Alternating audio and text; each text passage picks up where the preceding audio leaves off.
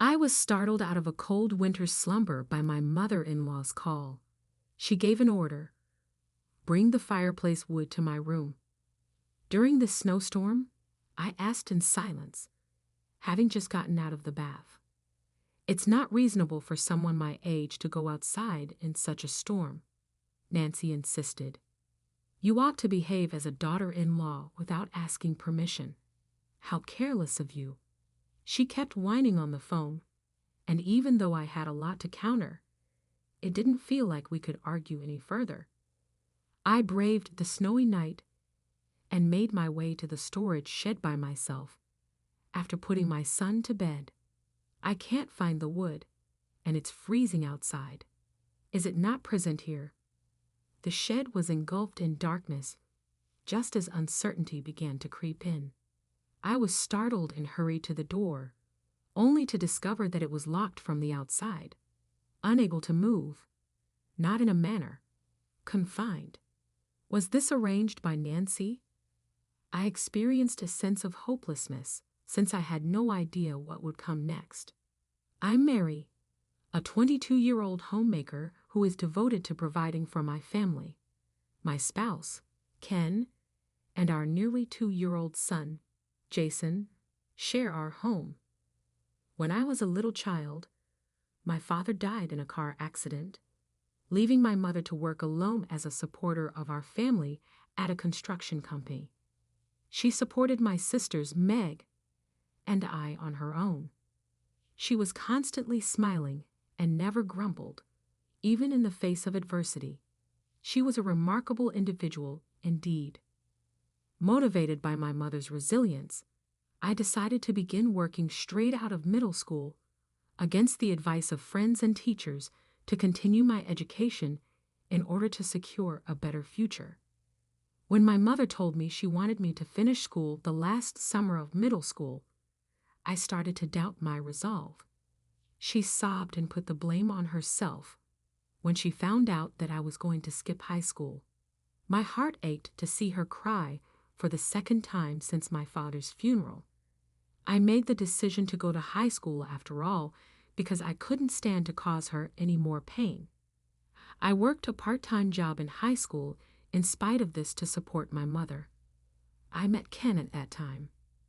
4 years older than me and a college student, Ken worked at the same convenience store where I had a part-time job. Among the part-timers, he was a dependable senior. Despite my hectic schedule, juggling morning newspaper deliveries and store shifts after school, Ken would kindly assist me with my tasks. His kindness and reliability won me over, and I found myself falling for him. After he graduated and was preparing to leave the job, I confessed my feelings, and we started dating. Once I graduated from high school, I began working at a supermarket. A year later, I discovered I was pregnant. When we informed our parents, Ken's family opposed our marriage, arguing we were too young. However, with my mother's heartfelt persuasion and Ken's persistent pleas, they grudgingly accepted our decision. At 20, we managed to have our wedding. Although Ken had siblings, his parents, especially attached to their eldest son, were hesitant to accept me, given that I was raised by a single mother. Their strong attachment to Ken seemed unusual to others. When our marriage was finalized, Nancy angrily confronted me, saying, "Did you think having a child first would secure your place with my son? That's manipulative. I have no intention of accepting you into the family." Her words only deepened my anxiety about married life. Our new home was built right next to my in-laws after we got married. Ken's parents bought the vacant lot next door for us. I repeatedly suggested to Ken that we reconsider living so close to his parents, but he brushed off my concerns, saying, "They can help with our child. It's not a problem." After the wedding, it became clear that Ken was heavily reliant on his mother, a classic mama's boy. He remained indifferent even when his mother spoke harshly to me. When I was ill during my pregnancy and needed rest, Nancy criticized me, saying, "My son works hard, and you're just lying around all day neglecting the housework. What do you plan to do about it?" Frustrated, I confronted Ken, asking him to explain to Nancy that my doctor had advised me to rest. However, Ken sided with his mother, saying, "Are you implying my mother is wrong? She's right. You're just resting and not taking care of the housework." His response was a blow to my spirits. I had relied on him during our part-time jobs, but now I was growing increasingly concerned about our future. My anxiety only intensified. Then, on a day marked by a rare heavy snowfall, Ken was out late for a meeting. While I was settling Jason into bed, Nancy called. "What are you doing, Mary?" Even though I told her I was in the middle of putting Jason to bed, she insisted I fetch wood from the storage shed for her room, as she had run out due to the cold. "In this blizzard?" I hesitated, especially since I had already bathed. But she pressed on. "An old woman like me shouldn't have to brave such a snowy night. As a daughter-in-law, you should anticipate my needs without being told. How thoughtless of you." Although I had several objections, I didn't want to escalate the situation, considering how difficult it must be to be without heat in this cold. I decided to go ahead with her request. After putting Jason to bed, I ventured to the shed, situated between our house and my in-laws, amidst the snowy landscape. I unlocked the door with trembling hands, turned on the light, and stepped inside. As I searched the area Nancy had pointed out, I found no wood. "Is there really any wood here?" I muttered to myself, reaching for my phone. Suddenly, everything went dark. "What? This has to be a joke," I exclaimed, bewildered. I rushed to the exit, only to find it locked from the outside and immovable. "No way. I'm locked in. Did Nancy set this up?" I muttered to myself, feeling a sinking sense of dread.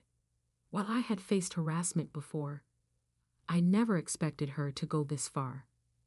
Outside, a rare snowstorm raged, and inside the shed, the cold was bone-chilling and potentially dangerous.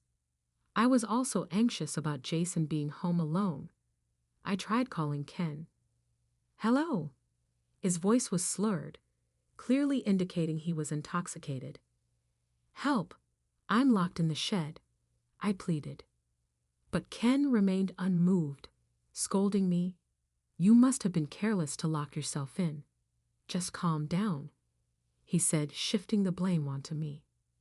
His response only fueled my frustration, and I ended the call, snapping, "Fine, I won't rely on you. Whatever happens, I don't care." Realizing I had been wrong to depend on him, I resolved to find a way out on my own. As my eyes adjusted to the darkness, I noticed a small window at the back of the shed. I hurried over, only to find it barred. Escape was impossible. "I can't get out of here," I muttered in defeat, returning to the door. It was the only entrance, and it wouldn't budge. Even in this desperate situation, I continued to search for a way to escape, knowing that my chances were growing slimmer. Shivering and exhausted, I pulled out my phone to call the police. As I fumbled with the screen, I heard voices outside. It must be the neighbors. I whispered to myself and called out for help. After shouting several times, the elderly couple next door finally responded. "Are you okay?" they shouted from outside the shed. "I'm locked in and can't get out. Please help," I cried, on the verge of tears. They quickly unlocked the door, and upon seeing my tearful state, they realized something was seriously wrong. They offered, "Why don't you come stay with us for the night?" Grateful for their kindness, I decided to take Jason and spend the night in the warmth and safety of their home. The elderly couple revealed that my in-laws had a reputation in the neighborhood for mistreating their daughter's in-law, and that my sister-in-law had also been locked in and had a heated argument with them. Knowing this, they had been worried about me.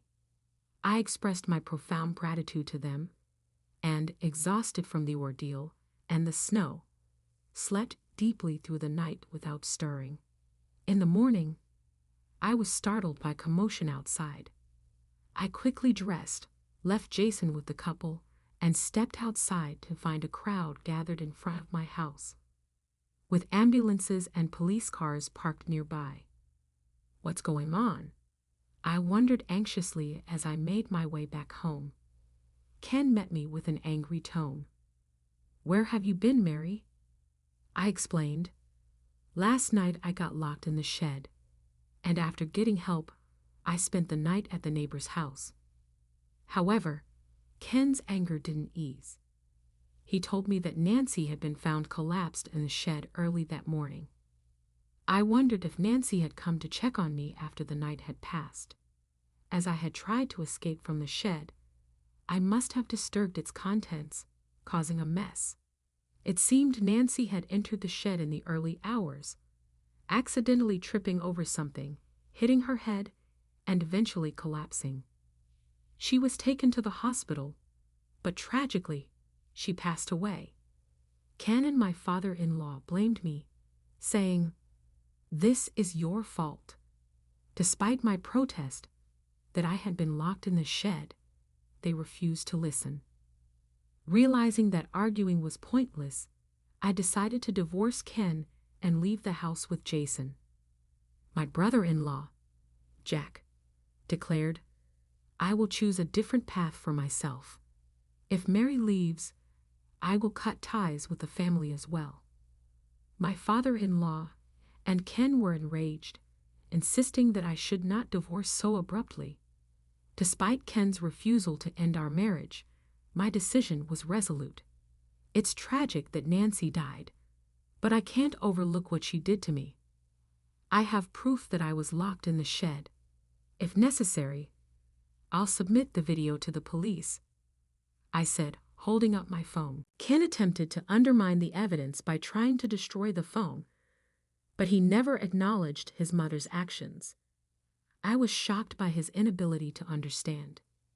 "I should let you know," I continued, "that my sister Meg recently married a lawyer. The video from the shed can be used as evidence of emotional distress, and I plan to seek compensation. We will proceed with the divorce on that basis." Ken's demeanor shifted abruptly. "Wait, Jack is a lawyer. Compensation? You must be joking." "Not at all. What your mother did was inexcusable, and her death wasn't an accident. I'm sorry for everything, but we need to move forward with the divorce," I replied. After some negotiation, with my mother and Jack advocating on our behalf, they managed to convince Ken and my father-in-law to agree to the divorce. Just as my mother had pleaded on my behalf when I married, she now argued for my freedom. With the lawyer's support and the video evidence, Ken finally relented. He signed the divorce papers reluctantly, and the divorce was finalized. I gained custody of Jason, and we returned to my parents' home. On that snowy day, when I was locked in the shed, my only focus was escaping, and I didn't have time to feel afraid. However, as time passed, the memories of that night resurfaced, causing me to panic and cry. With support from Meg and Jack, I decided to pursue damages from Ken and my father-in-law.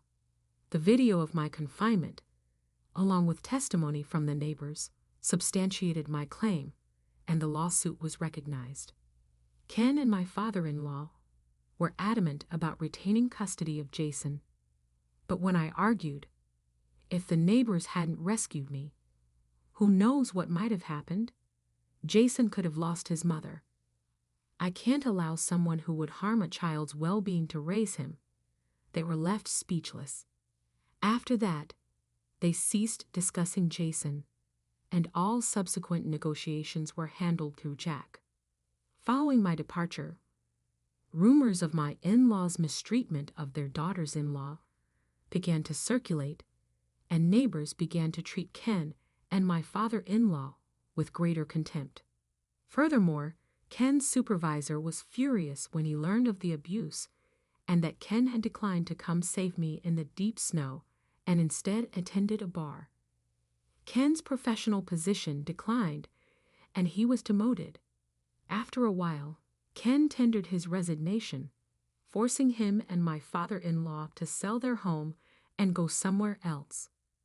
My brother-in-law and his wife likewise broke up their relationship with my in-laws following these incidents. I begged my mother to work fewer hours so she could assist take care of Jason when I was back at my family's house. Being able to spend more time with her grandson delighted her. After being a housewife for so long, it was a welcome change to earn a wage when I started working at Jack's office. I was quite conscious of my need to endure because of my mother's unwavering support for us. I later met a lawyer who was more than 10 years older than me through Jack. He is really gentle and caring. He's become quite the friend to Jason, and we hang out most weekends. Next year, we're getting married, and we're now building a new house with offices for his legal practice. In order to accommodate my mother, who raised Meg and me alone, the house is also being built as a duplex. I am grateful for everything she has done and am living a happy life with my family, savoring every second.